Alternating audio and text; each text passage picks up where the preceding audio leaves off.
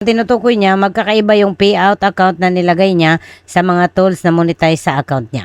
Pumunta kayo dito sa may payout ninyo, so nakikita nyo dyan yung totoo nyong pangalan at may mga number. Pwede nyong itap yung arrow. Makikita nyo yung payout account. So sa kagaya dito sa akin, meron akong payout accounts na 4. Kauna natin, no? 629 ang last. Ito ay earnings ko sa bonuses at subscription. So kasi hindi naman maraming nag-subscribe sa akin at hindi naman ako masyadong malaki yung kinikita sa bonuses.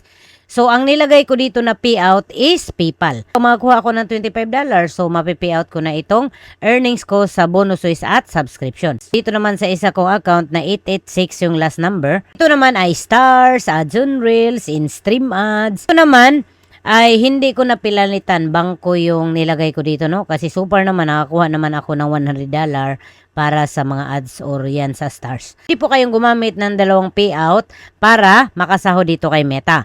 So kagaya dito sa akin, yung bonuses ko at subscription, so ang ginagamit ko PayPal.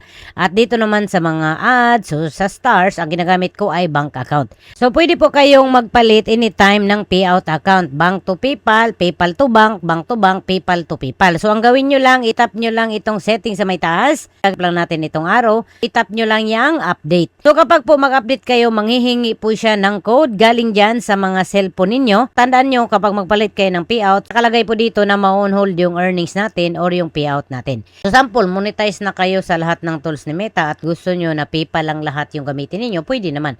At kung kagaya sa akin na meron akong PayPal, meron din akong bank, so pwede rin naman. Nasa sa inyo yan. Thank you dito sa comment mo at shoutout sa iyo. Alright.